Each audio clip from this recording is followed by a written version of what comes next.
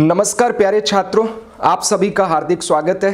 आज एक बहुत ही शानदार टॉपिक जिसके ऊपर कोई भी अध्यापक चर्चा करने से भी बचता है या कोई भी व्यक्ति इस पे बोलने से भी डरता है, और यहाँ तक कि राजनीति के अंदर भी इसके ऊपर पक्ष में या विपक्ष में बोलना मतलब ऐसा एक ये खांडे की तलवार है या द्विधारी तलवार है। उस मुद्दे को लेकर के आया हूं मैं। जी हाँ, आरक्षण, रिजर्वेशन। ठीक है, तो आज हम लोग बात करने वाले हैं बच्चों आरक्षण के ऊपर, रिजर्वेशन के ऊपर। ये रिजर्वेशन है, हर किसी को चाहिए कि मुझे रिजर्वेशन मिल जाए। तो हम ये देखेंगे कि आखिर कब तक हमारे देश के अंदर ये रिजर्वेशन रहने वाला है, और ये रिजर्वेशन हमारे देश के लिए वरदान साबित हुआ है या हमारे देश के लिए ये अभिशाप है। क्या इसने हमारे देश को खोखला कर दिया है या हमारे देश को सशक्त किया है? तो आप सभी का ढेर सारा स्वागत करते हुए मैं प्रभात सर अपने चैनल पे आज इस क्लास को प्रारंभ करता हूं। भारतीय संविधान एवं राज्य व्यवस्था में ये हमारी 14वीं क्लास है। और बच्चों, ये जो टॉपिक आज मैं डिस्कस करने वाला हूं, इस टॉपिक के ऊपर अनबायस्ड होकर के अंतिम समय तक अगर आपने ये क्लास देखी तो मैं मान के चलता हूं कि रिजर्वेशन पर आपके जो विचार हैं वो एकदम स्पष्ट हो जाएंगे और आप खुद कह देंगे कि हमारे देश में रिजर्वेशन होना चाहिए या रिजर्वेशन को बंद करना चाहिए। यहां तक कि देश के जो नीति निर्माता हैं, अगर वो भी इस क्लास को देख लें तो उनको भी ये समझ में आ जाएगा कि हमारे देश के अंदर आरक्षण होना चाहिए अथवा नहीं। हालांकि हमारे देश के प्रधानमंत्री नरेंद्र मोदी जी कहते हैं, जब उनसे बातचीत की गई बिहार चुनाव के अंदर, और वहां पर उनकी स्थिति आप जानते हैं कि आरजेडी से कम सीटें उनको मिली थी उस वक्त, तो उन्होंने ये कहा कि भाई हमारी पार्टी ने जो रिजर्वेशन के खिलाफ एक बार बोल दिया था और संघ ने रिजर्वेशन के रिव्यू के ऊपर जो बात कही उससे हमें खामियाजा मिला है। और उन्होंने कहा कि जब तक मैं जिंदा हूं, मोदी जब तक जिंदा है आरक्षण रहेगा। बात सबके क्लियर हो गया। तो ये बात तो तय है कि ये आरक्षण कब तक रहेगा ये मैं भी नहीं बता सकता, आप भी नहीं कह सकते हैं। आरक्षण रहेगा, बात सबके समझ में आ गया। और ये तब तक रहेगा जब तक हमारे देश में जो वंचित वर्ग के तबके हैं, जो गरीब लोग हैं, SC ST वर्ग के लोग हैं, उन लोगों का उत्थान ना हो जाए, वो बराबर ना आ जाए। और साथ ही साथ राजनीतिक इच्छा शक्ति भी इस पर डिपेंड करती है।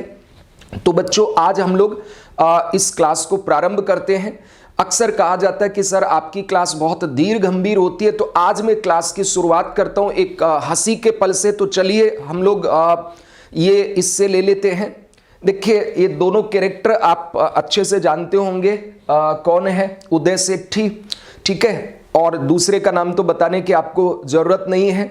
तो ये क्या बोलते हैं, भगवान का दिया सब कुछ है, गाड़ी है, बंगला है, दौलत है, शोहरत है, दिमाग भी है, पर कमी है तो सिर्फ एक चीज की है, बस रिजर्वेशन चाहिए। और आज आप जानते हैं बच्चों, एक जमाना ऐसा था कि जब हमारे देश के अंदर लोग ऊंची जातियों के अंदर शामिल होना पसंद करते थे, ठीक है, कि हमारा स्टेटस अच्छा रहे, ऊंची जाति के अंदर वो शामिल हो। आपने पढ़ा भी होगा इतिहास के अंदर भी इसके बारे में, अनुलोम विलोम और इस तरह के विवाह भी उस समय प्रचलित थे। तो पहले ये होता था कि लोग अपने से अपर वाली कास्ट, तथा कथित जो अपर कास्ट होती है, उसमें शामिल होना चाहते थे। लेकिन आज आरक्षण एक ऐसी चीज है जिसके लिए हर कोई व्यक्ति चाहता है कि यार वो SC ST में उनको अगर मिल जाए तो उसको भी आरक्षण का फायदा मिल जाएगा, उसकी भी नैया पार हो जाएगी। तो सबसे पहले बच्चों, ये जो रिजर्वेशन है, ये रिजर्वेशन है क्या चीज, ठीक है, और रिजर्वेशन इतना विवादित क्यों रहता है, या रिजर्वेशन को लेकर के हमारे देश के अंदर राजनीति इतनी क्यों रिजर्वेशन के इर्द गिर्द चलती है, कोई क्यों इसके खिलाफ नहीं बोल पाता है, इन सब चीजों को हमें देखना है। तो ये एक तरह से प्रोटेक्टिव डिस्क्रिमिनेशन है, ठीक है। ये भेदभावकारी संरक्षण दिया गया है उन लोगों को जो शोषित थे, दबित कुचले थे या वीकर सेक्शन थे, सदियों से उनका शोषण किया गया और इस वजह से उनकी सामाजिक स्थिति, उनकी शैक्षणिक स्थिति बहुत ही पुअर थी, वल्नरेबल थी। तो उन बच्चों को हमारे संविधान के अंदर संविधान के जनकों ने कुछ विशेष प्रावधान दिए। चूंकि हम पढ़ रहे थे समता का अधिकार, ठीक है। इसी समता के अधिकार में कहा कि हर व्यक्ति बराबर होना चाहिए। तो कहा कि देखिए जो दबे कुचले लोग हैं, अगर उनके साथ भी आप बराबरी की बात करोगे तो वो कभी बराबर आ ही नहीं सकते और फिर समता का अधिकार बेमानी होगा। तो ऐसे में इन लोगों के उत्थान के लिए हमारे संविधान के अंदर संविधान के जनकों ने ही कुछ प्रोटेक्टिव डिस्क्रिमिनेशन संरक्षण के ऐसे उपाय किए जिससे हमारे देश की ये जो वीकर सेक्शन है, जो वंचित वर्ग के लोग हैं, SC ST के लोग हैं, OBC के लोग हैं, ये ऊपर आ सके। तो हमारे संविधान में बच्चों 3 तरह के आरक्षण की बात की गई है।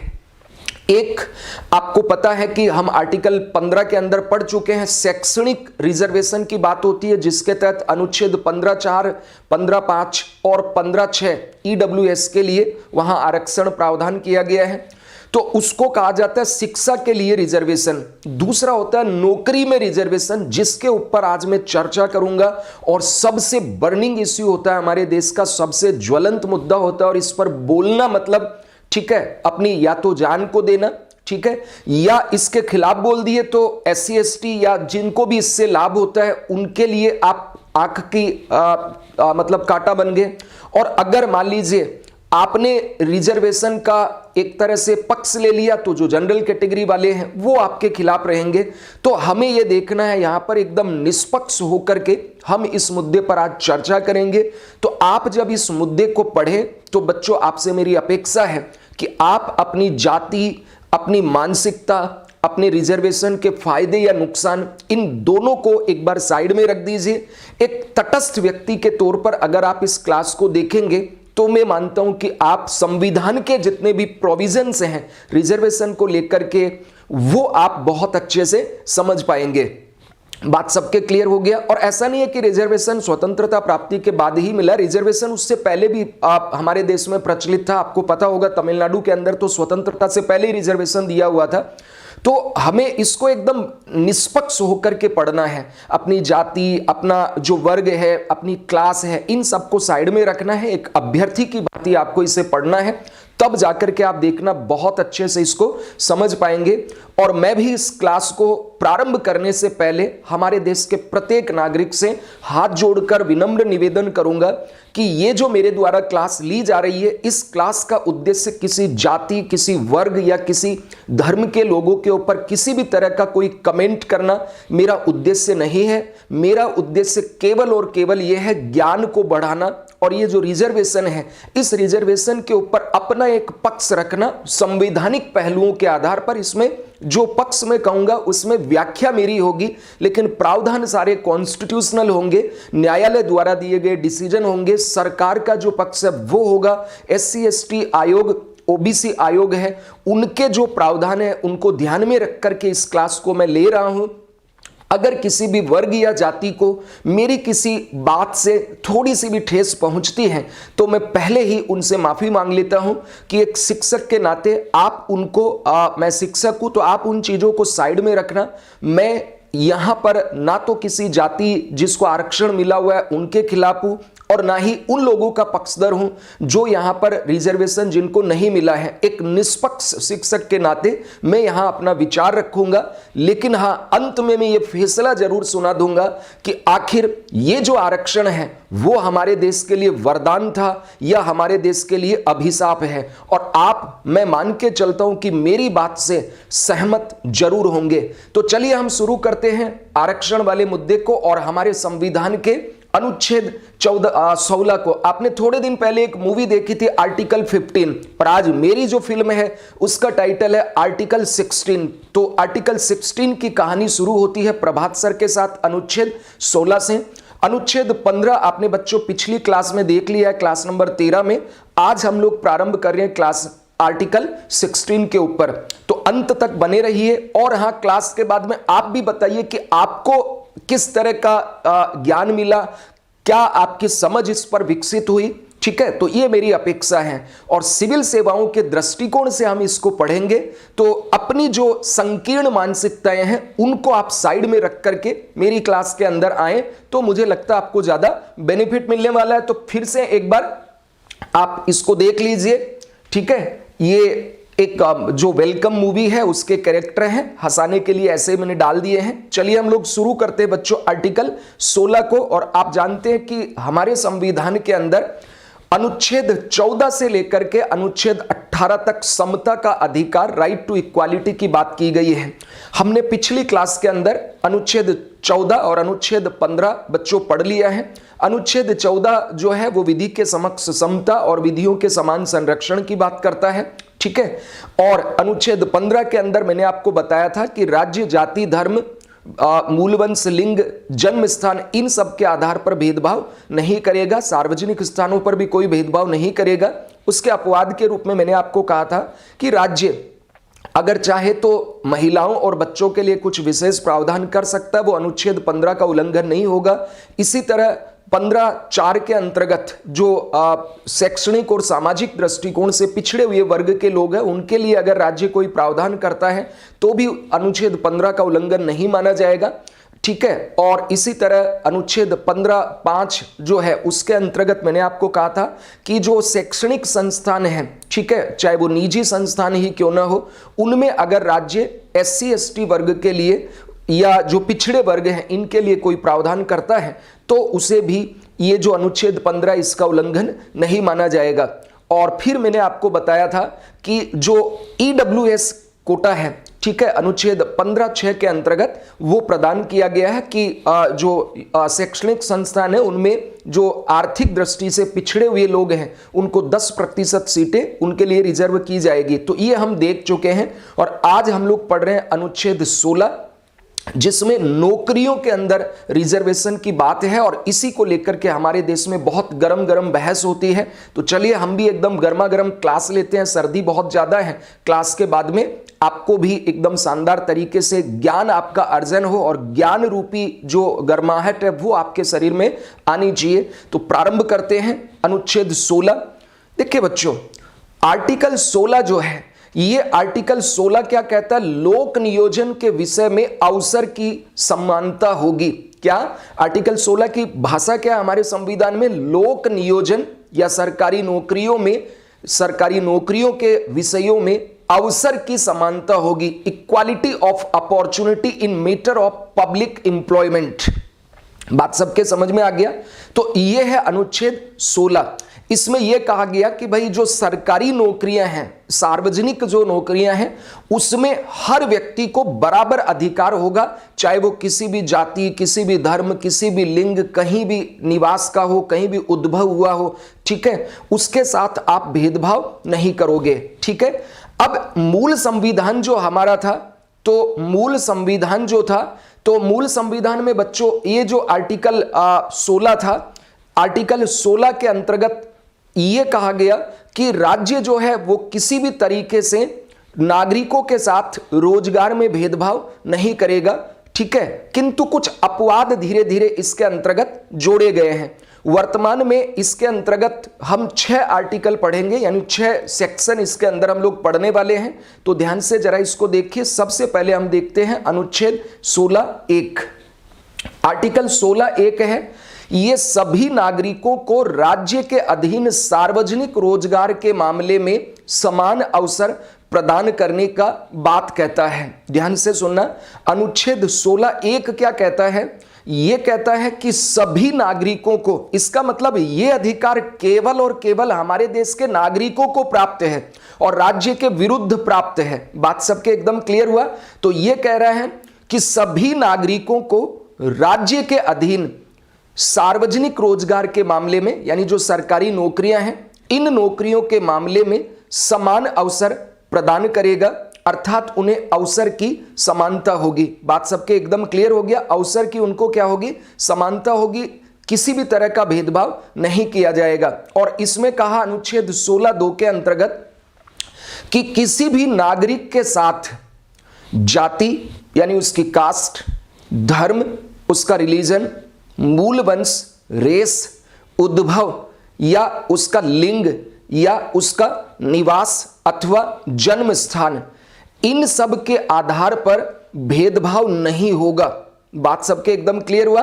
तो अनुच्छेद 16(1) के अंतर्गत कहा कि प्रत्येक नागरिक को जितनी भी सरकारी नौकरियां हैं उनमें समान अवसर प्राप्त होगा और राज्य किसी भी नागरिक के साथ जाति, धर्म, मूलवंश, उद्भव, लिंग, निवास या जन्म स्थान के आधार पर किसी भी तरह का भेदभाव नहीं करेगा। एकदम साफ साफ मना किया गया है कि नागरिकों के साथ जाति, धर्म, मूलवंश, लिंग, उद्भव, निवास स्थान, जन्म स्थान, इन सब के आधार पर अवसर में समानता बरती जाएगी और राज्य के द्वारा कोई भेदभाव नहीं किया जाएगा। राज्य ऐसा नहीं कर सकता है कि किसी एक जाति विशेष के लिए, किसी एक धर्म विशेष के लिए, किसी एक रेस के लिए, किसी एक लिंग के लिए या किसी पर्टिकुलर इलाका जो निवास इलाका है वहां के लोगों को रोजगार के अंदर प्रायोरिटी दे। ऐसा राज्य बिल्कुल नहीं करेगा। सबको बराबर अधिकार देगा। जिसमें जितनी योग्यता होगी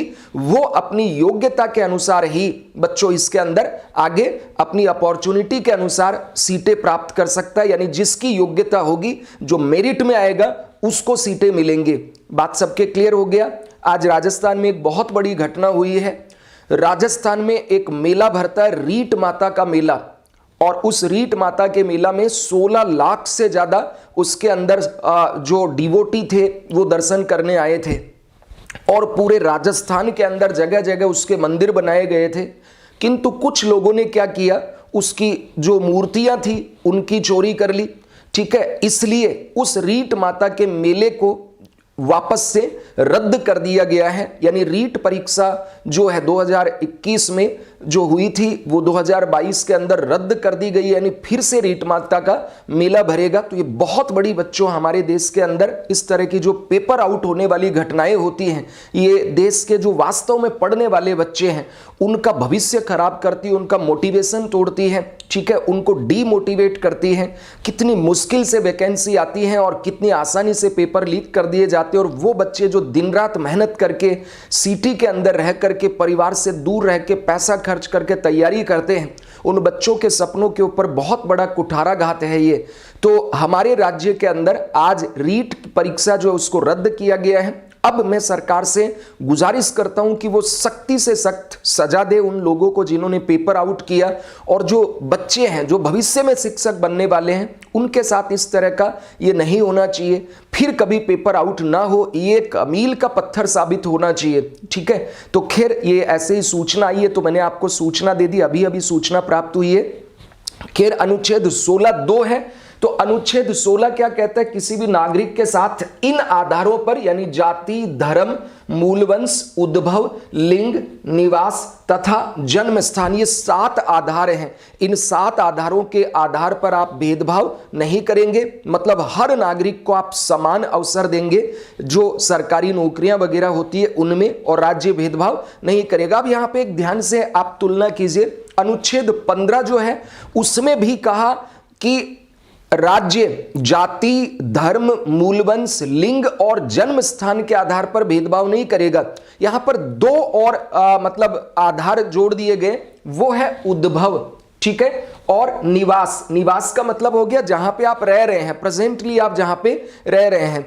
ठीक है, और उद्भव का मतलब बच्चों यहां पे क्या है, तो उद्भव का मतलब हो गया जहां पर आप मूलतः जहां के निवासी हैं। ठीक है, तो इनके आधार पर कोई भेदभाव नहीं किया जाएगा। उसके बाद में ये 2 तो कहा कि राज्य भेदभाव नहीं करेगा। अनुच्छेद 16(1) और 16(2) में क्या कहा कि राज्य सरकारी नौकरियों में भेदभाव नहीं करेगा, इन आधारों पर भी भेदभाव नहीं करेगा। अब इसके कुछ अपवाद है जहां पर राज्य भेदभाव कर सकता है, और इस भेदभाव को आप मतलब ये नहीं कह सकते कि ये उल्लंघन है। बात सबके क्लियर हो गया। जैसे इसके अंतर्गत आप ये देख रहे हैं, ये एक यहां पे इमेज आपको दिखाई गई है। तो यहां कहा कि देखो ये जितने भी हैं, इसमें देखिए ये लंबा है तो इसको पोडियम का मैच दिखाई दे रहा है, ये वाला है, ये तो बराबर दिया आपने पोडियम तो जिसके ऊपर ये खड़े हैं, लेकिन इनकी हाइट देखिए, बच्चा इसको कुछ नहीं दिखाई दे रहा तो ये बेचारा इधर तरेड़ से देख रहा है, मतलब जो छोटा सा छेद है उससे ये बेचारा लटक के देख रहा है। अब क्या किया, इक्वालिटी कब होगी, तो इक्वालिटी के लिए इनको, ये तो आपने समता की बात कर दी कि ठीक है, और ये एक तरह से रिजर्वेशन वाली बात कर दी कि ये जो सबसे छोटा है इसको आपने ऊपर कर दिया, इसका भी है वो थोड़ा ऊपर, और ये जो है ये एकदम नीचे से है, तो देखिए एकदम बराबर हो गए। उसके बाद तो ये एक ऐसे ही इमेज के अंदर आपको इस तरह से दिखाया गया है। अब मैं कह रहा हूं कि राज्य सार्वजनिक रोजगार के मामले में क्या करेगा, भेदभाव नहीं करेगा। ये तो कह रहा भेदभाव नहीं करेगा, मतलब तो रोजगार बराबर बराबर दिए, और ये इसके अपवाद वाली बात है, क्योंकि ये सामाजिक शैक्षणिक दृष्टिकोण से पिछड़ा हुआ वर्ग का, इसलिए इसको अपवाद स्वरूप क्या दिया जाना चाहिए, कुछ विशेष प्रावधान किए गए। तो मान लीजिए ये SC ST के लोग हैं, OBC के लोग हैं, जिनको रिजर्वेशन की जरूरत है, क्योंकि इनको अगर ऐसे ही रखेंगे तो कुछ भी दिखाई नहीं दे रहा है। बात समझ में आ गया। बाद में आप पूछे बताओ मैच में सचिन ने कितने शॉट मारे, छक्के कितने लगाए, तो वो कहां बताएगा, उसको पता ही नहीं है। खैर ऐसे ही मजाक के तौर पर हम आगे बढ़ते हैं। इसमें अनुच्छेद 16(1) और 16(2) आपके एकदम क्लियर होना चाहिए, ठीक है। उसके बाद में अपवाद देखते हैं हम लोग। अपवाद में क्या है, तो अनुच्छेद 16(3) इसका पहला अपवाद है, और इसके अंतर्गत यह कहा गया कि नियुक्ति के संबंध में निवास विषयक कोई अपेक्षा की जा सकती है। बात सबके एकदम क्लियर हो गई कि जब भी सार्वजनिक रोजगार की बात आती है कहीं किसी राज्य में, जैसे मान लीजिए मध्य प्रदेश में वैकेंसी निकले और राजस्थान का कोई बच्चा वहां पे भरे, तो राजस्थान का बच्चा ये वहां पे कहे कि देखो मध्य प्रदेश का हो चाहे राजस्थान का हो, सबको इक्वालिटी होनी चाहिए। लेकिन यहां पर अगर मध्य प्रदेश सरकार चाहे तो कुछ निवास विषयक चीजें यहां पर लगा सकती है। अब मध्य प्रदेश सरकार खुद लगाएगी तो वो क्या करेगी, अपने राज्य वालों को ही प्रायोरिटी देगी। तो कहा कि ऐसा काम कोई राज्य की सरकार नहीं कर सकती, ऐसा काम केवल और केवल संसद कर सकती है। बात सबके क्लियर हुआ, ताकि राज्य मान लो अगर कोई विशेष प्रावधान ऐसा करेगा तो वो तो अपना वोट बैंक को ध्यान में रख करके करेगा, सारी नौकरी अपनी राज्य वालों को दे देगा, ठीक है, दूसरों को आने नहीं देगा। तो कहा इस तरह का कोई भी अगर कानून बनाना है तो संसद बनाएगी। तो इसको ध्यान से समझना। 16 जो अनुच्छेद है जो रोजगार में अवसर की समता की बात करता है, उसका पहला अपवाद आता है अनुच्छेद 16(3) में। यह कहता है नियुक्ति के संबंध में निवास विषयक कोई अपेक्षा की जा सकती है, किंतु ऐसे कानून संसद ही बनाएगी।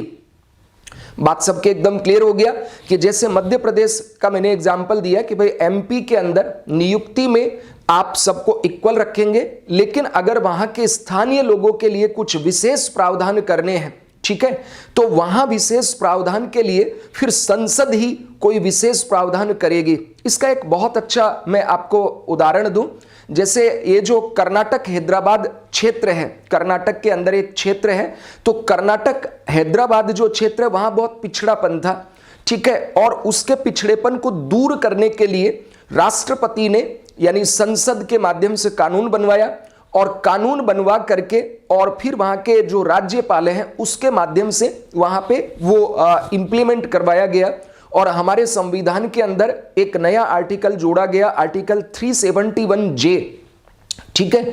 इसके तहत राष्ट्रपति ने राज्यपाल को कुछ विशेष अधिकार दिए, किस क्षेत्र के लिए, कर्नाटक हैदराबाद रीजन में डेवलपमेंट करने के लिए, वहां के स्थानीय लोगों के विकास के लिए कुछ विशेष जो इस तरह की शर्तें थी उनके लिए। तो सबके क्लियर हुआ। लेकिन यह ध्यान रखना कि नियुक्ति के संबंध में जो निवास विषय कोई अपेक्षा, कोई शर्तें, कोई एलिजिबिलिटी अगर आप लगाते हैं तो वो राज्य सरकार नहीं लगा सकती, केवल और केवल संसद सरकार ही लगा सकती है, ठीक है। तो अभी थोड़ी देर में हम रिजर्वेशन पे आएंगे, अभी थोड़ा उससे पहले की भूमिका एक बार देख लेते हैं। तो इसमें कहा संसद विधि बनाकर निवास स्थान के आधार पर लोक नियोजन में प्राथमिकता दे सकती है। किस आधार पर देगी, राज्य के किसी क्षेत्र यानी लोक नियोजन में अगर विधि बनाकर इस तरह की कोई प्राथमिकता भी आप देते हैं, बात समझ में आ रहा है, तो किस आधार पर ऐसा दिया जाएगा, कहा राज्य के किसी क्षेत्र विशेष के पिछड़ेपन के आधार पर। बात समझ में आ गया। जैसे यूपी का कोई एरिया बहुत पिछड़ा हुआ है, या राजस्थान का कोई एरिया जो TSP वाला इलाका है वो बहुत पिछड़ा हुआ है, तो इनके लिए अगर कोई विशेष प्रावधान करने तो राज्य सरकार नहीं करेगी, उसके लिए प्रावधान कौन करेगा, तो संसद करेगी। बात समझ रहे हो, और संसद कानून बना करके ऐसा करेगी।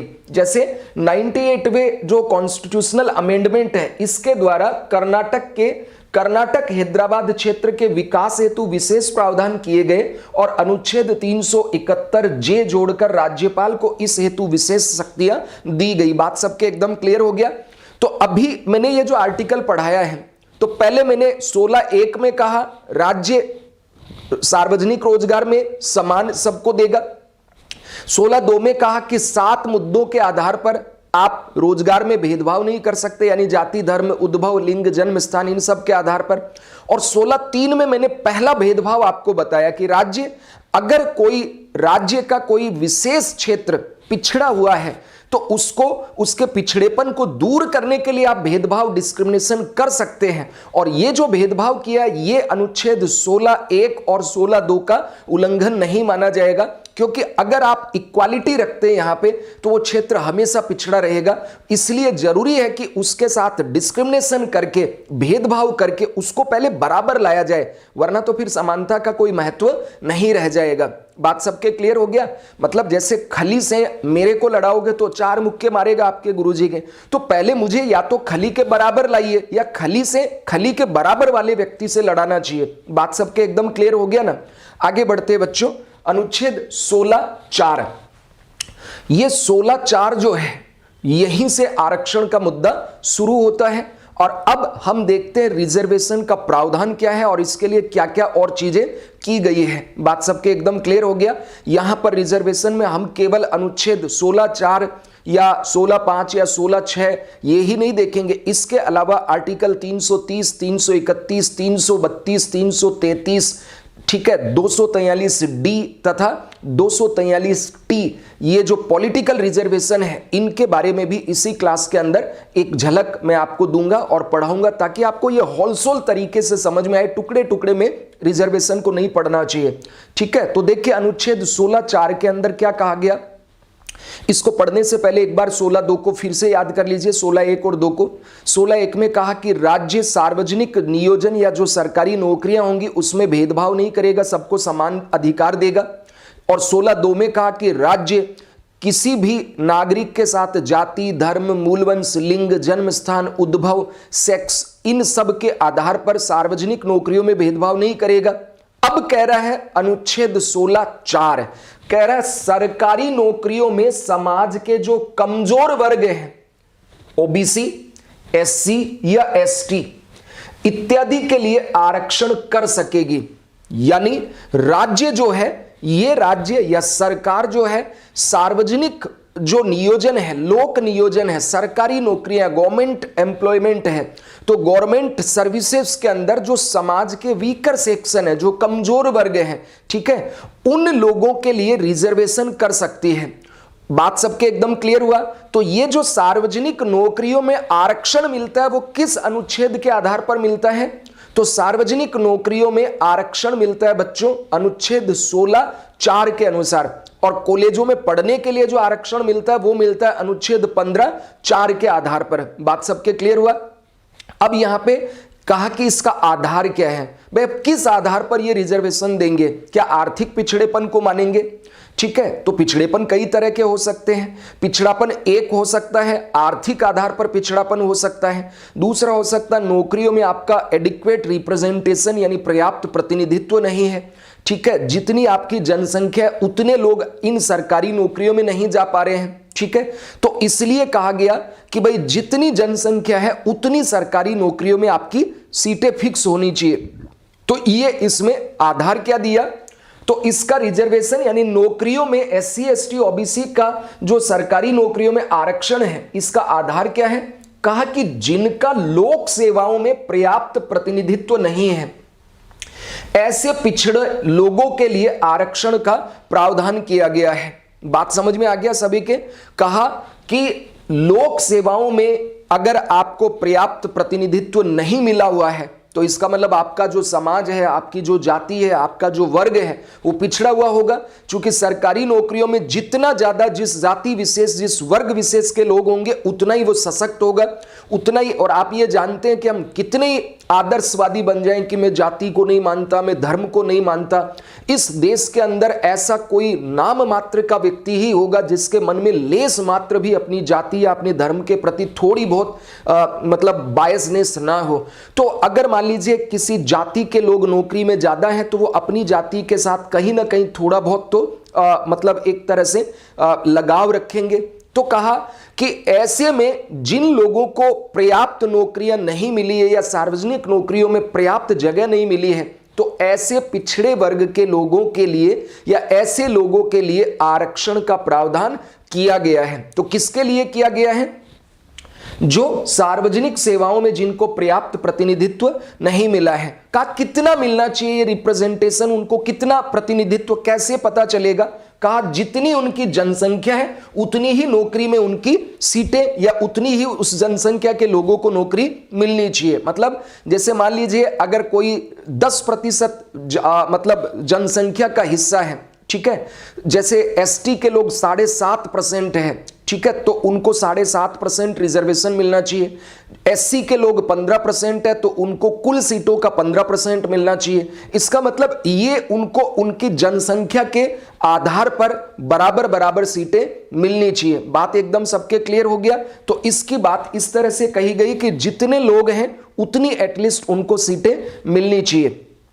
अब हमारे देश के अंदर रिजर्वेशन के जो प्रावधान हैं, तो बच्चों हमारे मूल संविधान के अंदर एससी और एसटी को तो संविधान लागू होने के समय ही नौकरियों में आरक्षण था, बात समझ में आ रहा है, राजनीति में आरक्षण था और शैक्षणिक संस्थानों में भी आरक्षण था। यानी एससी एसटी को तीनों तरह के आरक्षण संविधान लागू होने के समय से ही प्राप्त थे, उनके लिए प्रोविजन किए गए थे। बात सबके एकदम क्लियर हुआ?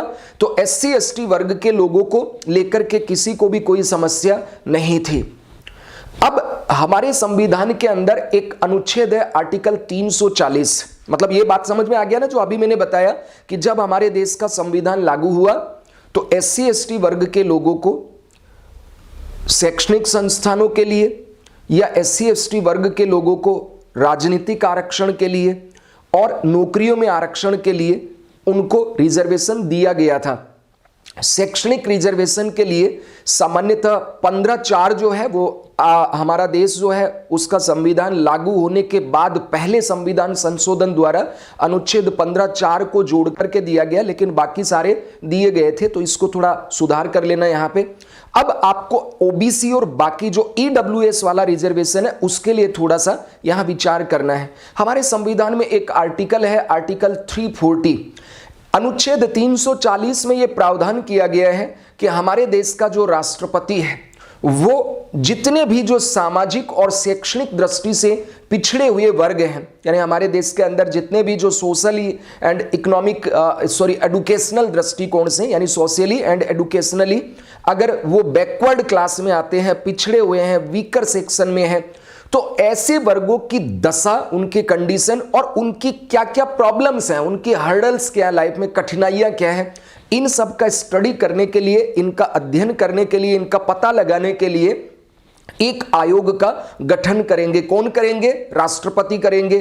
किस उद्देश्य के लिए करेंगे? कि जो जितने भी सामाजिक और शैक्षणिक दृष्टि से पिछड़े हुए वर्ग हैं, इन वर्गों को कौन कौन सी कठिनाइयों का सामना करना पड़ रहा है हमारे देश में और वर्तमान में इनकी सामाजिक शैक्षणिक दशा स्थिति कैसी है, इसका पता लगाने के लिए राष्ट्रपति अनुच्छेद 340 के अनुसार एक आयोग का गठन करेंगे। बात सबके समझ में आ गया? अब ये आयोग क्या करेगा साहब? ये जांच करेगा। आयोग आपने बनाया जिस उद्देश्य के लिए, उस उद्देश्य की पूर्ति के लिए जांच करेगा, यानी ये जांच करके सरकार को सिफारिश करेगा, रिपोर्ट देगा, ठीक है। तो इस आयोग की सिफारिशों के आधार पर ही अगर सरकार को लगे कि ओबीसी यानी जो पिछड़े हुए वर्ग हैं, इनकी शैक्षणिक और जो सामाजिक स्थिति बहुत पिछड़ी हुई है, तो फिर ओबीसी को भी रिजर्वेशन दिया जा सकता है। यानी मूल संविधान में ओबीसी के रिजर्वेशन का प्रावधान नहीं था, किंतु मूल संविधान के अंदर आर्टिकल 340 के अंदर यह जरूर कहा हुआ था कि अगर राष्ट्रपति को लगे तो आयोग बिठाए, आयोग जांच करे कि इनकी दशा और इनकी कौन कौन सी चुनौतियां हैं। अगर इनको लगे कि रिजर्वेशन देकर के सुधार किया जा सकता है तो बेशक दिया जाना चाहिए। बात समझ में आ गया? तो इस संदर्भ में राष्ट्रपति ने देश के जो पहले राष्ट्रपति थे डॉक्टर राजेंद्र प्रसाद जी, उन्होंने 1953 में यानी 1953 में काका कालेलकर की अध्यक्षता में एक आयोग का गठन इस अनुच्छेद 340 की शक्तियों के या प्रावधानों के अनुसार किया। जिसने अपनी रिपोर्ट कब दी? 2 साल बाद, यानी 1955 में। और उन्होंने यह सिफारिश की कि देखिए हमारे देश के जो ओबीसी वर्ग के लोग हैं, ठीक है, इनका स्थिति सामाजिक और शैक्षणिक दृष्टिकोण से बहुत दयनीय है, पिछड़े हुए हैं। अतः मैं सिफारिश करता हूं कि इनके उत्थान के लिए इनको आरक्षण दिया जाए। किंतु उनकी इस रिपोर्ट या इस सिफारिशों को माना नहीं गया और लंबे समय तक इसके ऊपर कोई कार्रवाई नहीं की गई। बाद में आगे जाकर जब मोरारजी देसाई प्रधानमंत्री बनते हैं, ठीक है, मोरारजी देसाई जब प्रधानमंत्री बने तो उन्होंने 1978 में बिंदेश्वरी प्रसाद मंडल जो है उत्तर प्रदेश के बीपी मंडल भी इनको कहा जाता है, तो मोरारजी देसाई ने बीपी मंडल या बिंदेश्वरी प्रसाद मंडल की अध्यक्षता में इसी अनुच्छेद 340 को आधार बना करके एक नए आयोग का गठन किया। और इस आयोग ने भी बच्चों वही कहा जो काका कालेलकर आयोग यानी प्रथम पिछड़ा वर्ग आयोग ने कहा था कि ओबीसी की स्थिति बहुत अच्छी नहीं है। आजादी के इतने वर्षों के बाद 33 वर्ष बीत चुके हैं 1980 तक आते आते, लेकिन ये जो ओबीसी है इनकी स्थिति बहुत खराब है। जनसंख्या के अनुरूप में इनको नौकरियों में उतना यानी नौकरियां प्राप्त नहीं है और इनकी आर्थिक स्थिति भी खराब है, सामाजिक स्थिति भी खराब है और शैक्षणिक स्थिति से भी पिछड़े हुए हैं। इसलिए उन्होंने भी क्या कहा, इनको आरक्षण दिया जाना चाहिए। बात सबके एकदम क्लियर हो गया। अब उसके बाद में क्या हुआ, जब इन्होंने इस तरह की सिफारिश दी कि इन्होंने बीपी मंडल ने, तो वीपी जो सिंह थे, ठीक है, वीपी सिंह की सरकार जब आती है तो वीपी सिंह की जो सरकार थी बच्चों, उसी वीपी सिंह की सरकार ने क्या किया, 1990 में वीपी सिंह द्वारा मंडल आयोग की सिफारिशों को मानते हुए ओबीसी आरक्षण दिया गया। बात सबके एकदम कहानी समझ में आ गई? तो जरा इसको फिर से देख लीजिए। प्रथम पिछड़ा वर्ग आयोग, ठीक है, अनुच्छेद 340 के तहत जो राष्ट्रपति को निर्देश देता है संविधान कि भाई अगर अन्य पिछड़ा वर्ग की स्थिति खराब है तो आयोग गठित करो और आयोग की सिफारिशों के अनुसार फिर काम करो। तो इस संदर्भ में देश के पहले राष्ट्रपति ने 1953 में काका साहब कालेलकर की अध्यक्षता में एक आयोग का गठन किया जिसे प्रथम पिछड़ा वर्ग आयोग कहा जाता है, ठीक है, जिसने 1955 में अपनी रिपोर्ट प्रस्तुत की और ओबीसी को आरक्षण देने की बात कही थी। पहली बार ओबीसी को आरक्षण देने की बात किस आयोग ने कही? तो प्रथम पिछड़ा वर्ग आयोग या काका साहब कालेलकर आयोग या कालेलकर आयोग, बात एक ही है। किंतु यह रिपोर्ट लागू नहीं हुई। पुनः 1978 में मोरारजी देसाई ने बीपी मंडल यानी बिंदेश्वरी प्रसाद मंडल की अध्यक्षता में अनुच्छेद 340 के आधार पर नए आयोग का गठन किया जिसने 1980 में बच्चों अपनी रिपोर्ट प्रस्तुत की और ओबीसी को आरक्षण देने की सिफारिश की, ठीक है। इसकी सिफारिशों को अगस्त 1990 में वीपी सिंह, विश्व प्रताप सिंह द्वारा, जो हमारे तत्कालीन समय के प्रधानमंत्री थे, इन्होंने इस मंडल आयोग की सिफारिशों को मानते हुए ओबीसी को 27% आरक्षण दे दिया। अब हमारे देश के अंदर उस समय 15% आरक्षण एससी को दिया गया था, 7.5% आरक्षण एसटी को प्राप्त था और ओबीसी को 27% आरक्षण दे दिया। इसका मतलब टोटल आरक्षण हो गया 49.5%, यानी उस समय हमारे देश में कितना प्रतिशत आरक्षण हो गया? तो 49.5% आरक्षण ये वीपी सिंह द्वारा जब ओबीसी को रिजर्वेशन दिया उस समय हो गया। इसी समय वीपी सिंह ने एक और क्रांतिकारी कदम उठाया। उन्होंने कहा कि हमारे समाज के जो सामान्य वर्ग के लोग हैं, जनरल कैटेगरी के लोग हैं, इसमें भी दो तरह के लोग हैं। एक अमीर हैं, सामाजिक सांस्कृतिक दृष्टिकोण से भी अच्छे और आर्थिक दृष्टिकोण से भी अच्छे हैं, किंतु कुछ ऐसे हैं जो पढ़ाई में भी उनकी स्थिति बहुत अच्छी नहीं है, ठीक है, और आर्थिक दृष्टिकोण से बहुत कमजोर है, यहां तक कि एससी एसटी से भी स्थिति दयनीय है। तो इसलिए उनको भी रिजर्वेशन देने की इन्होंने बात कही और जो इसी समय यानी जब ओबीसी को आरक्षण मिला उसी समय सामान्य वर्ग जनरल कैटेगरी को भी आर्थिक पिछड़ेपन के आधार पर आरक्षण दिया गया। तो आर्थिक पिछड़ेपन के आधार पर आरक्षण किसने पहली बार दिया था? वीपी सिंह के द्वारा यह रिजर्वेशन दिया गया। तो ओबीसी और इकोनॉमिकली वीकर सेक्शन को जब ये आरक्षण दिया तो हमारे देश के अंदर बवाल मच गया। और मैंने तो आपको कहा था आरक्षण एक ऐसा है, किसी को दे दोगे तो दूसरे लोग लड़ेंगे, क्यों दिया? जैसे राजस्थान के अंदर गुज्जर आंदोलन जब हुआ तो मीणा वर्सेज गुर्जर आपस में एक दूसरे से लड़ने लग गए। ठीक है, बात सबके एकदम क्लियर हुआ। ये कह रहे थे कि हमें रिजर्वेशन दीजिए। गुर्जर आंदोलन की मांग को लेकर के श्री बेंसला जी जो हैं, ठीक है, वो रेलवे ट्रैक के ऊपर भी बहुत लंबा उन्होंने संघर्ष किया, तब जाकर के एमबीसी कोटे से गुर्जर जो हमारे भाई बंधु हैं उनको रिजर्वेशन दिया। तो खूब स्ट्रगल किया उन्होंने और लंबे समय तक स्ट्रगल किया, तब जाके सफलता मिली। लेकिन यहां पर दो समुदाय आपस में लड़ने लग गए। गुर्जर कह रहे आरक्षण चाहिए और मीणा कह रहे नहीं देने देंगे, अगर सरकार ने दिया तो दे के दिखाओ। ठीक वैसे ही बच्चों 1990 में जब ये ओबीसी और जनरल को आरक्षण देने की बात कही तो हमारे देश में एक उबाल आ गया और एक जो एससी एसटी वर्ग के लोग थे वो एक तरफ, ओबीसी वाले एक तरफ, और जनरल कैटेगरी के अंदर भी ये जो ईडब्ल्यूएस का रिजर्वेशन दिया तो खूब तोड़फोड़ हुई, आगजनी हुई, बात सबके क्लियर हुआ। और एक प्रसिद्ध वकील इंदिरा साहनी ने ओबीसी तथा ईडब्ल्यूएस को ये जो रिजर्वेशन गवर्नमेंट ऑफ इंडिया द्वारा दिया गया इसके खिलाफ सुप्रीम कोर्ट के अंदर केस लेके गई। बात सबके क्लियर हुआ और इसी केस को कहा जाता है मंडलवाद। ये जो इंदिरा साहनी बनाम भारत संघ 1992 का जो मामला है इसी को मंडलवाद भी कहा जाता है। ठीक है, या इंदिरा साहनी बनाम भारत संघ के नाम से इसको जाना जाता है। तो प्रसिद्ध ये वकील है इंदिरा साहनी। तो इंदिरा साहनी बनाम भारत संघ 1900 मामले में इस रिजर्वेशन को किसमें चुनौती दी गई? सुप्रीम कोर्ट के अंदर चुनौती दी गई।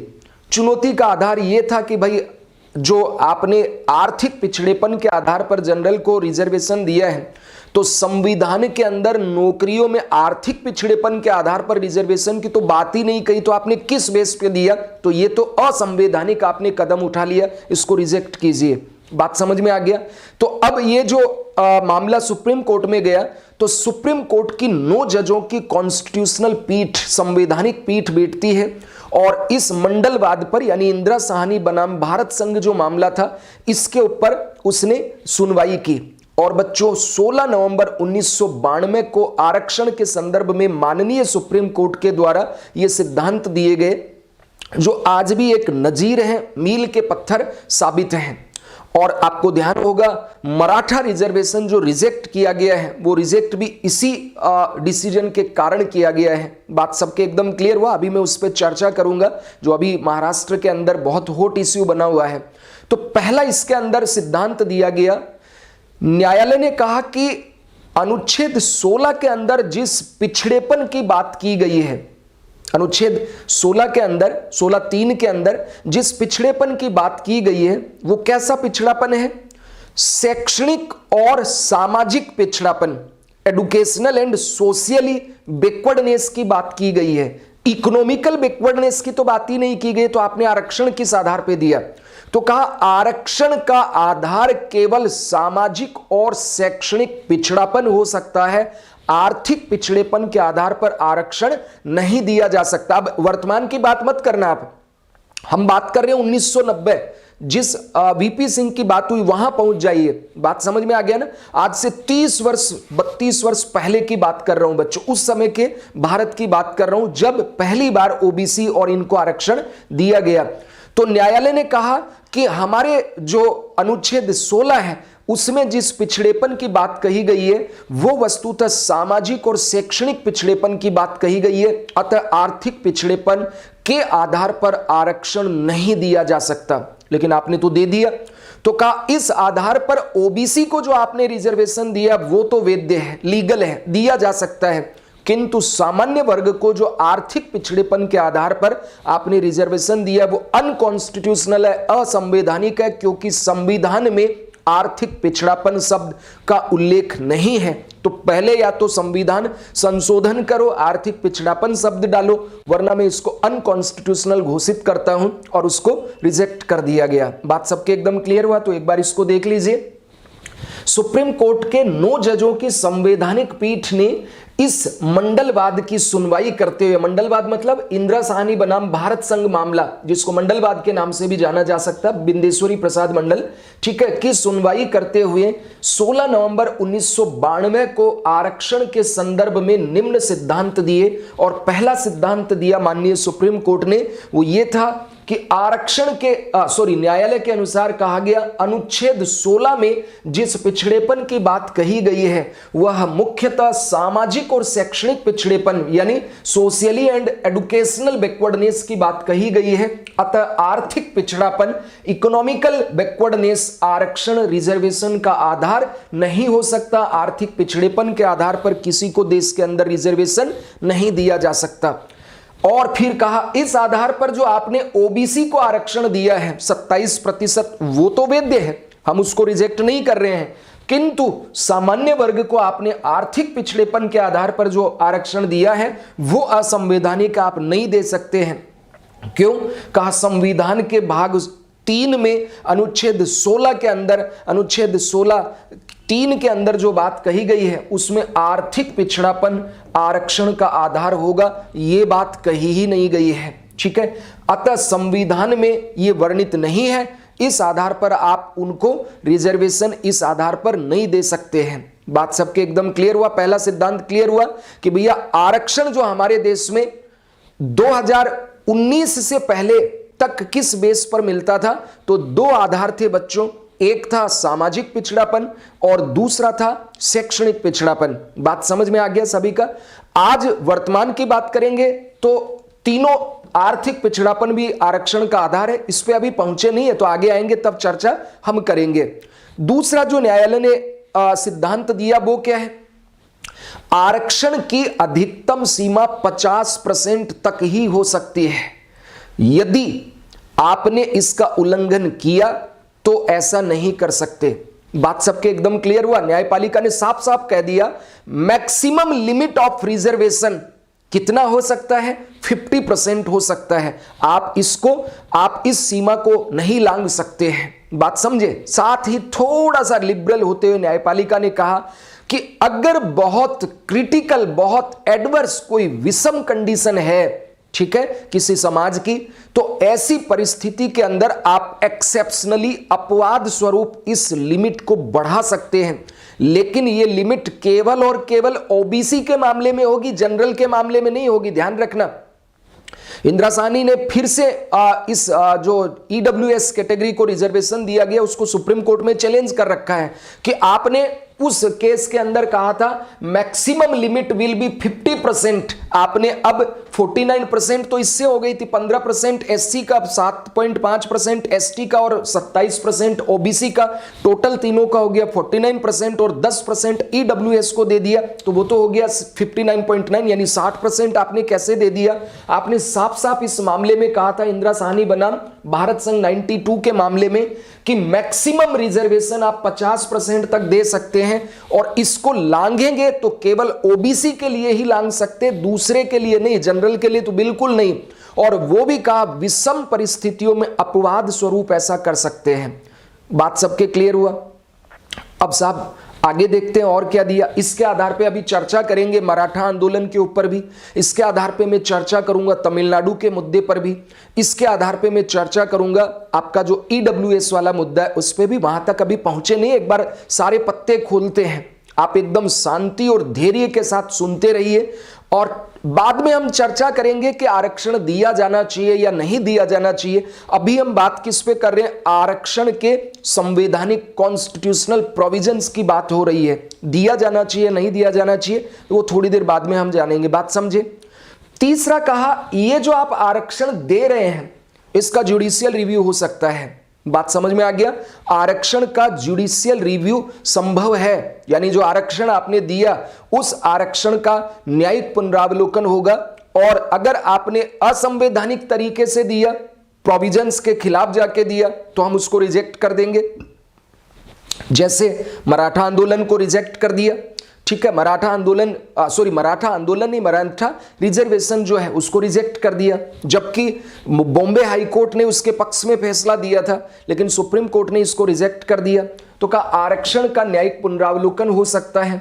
और कहा पदोन्नति में किसी भी प्रकार का आरक्षण नहीं होगा, प्रमोशन में किसी भी प्रकार का रिजर्वेशन नहीं होगा। रिजर्वेशन केवल इनिशियल स्टेज के ऊपर जब आपका रिक्रूटमेंट होता है तभी आपको एक बार आपको रिजर्वेशन मिलेगा, प्रमोशन में नहीं।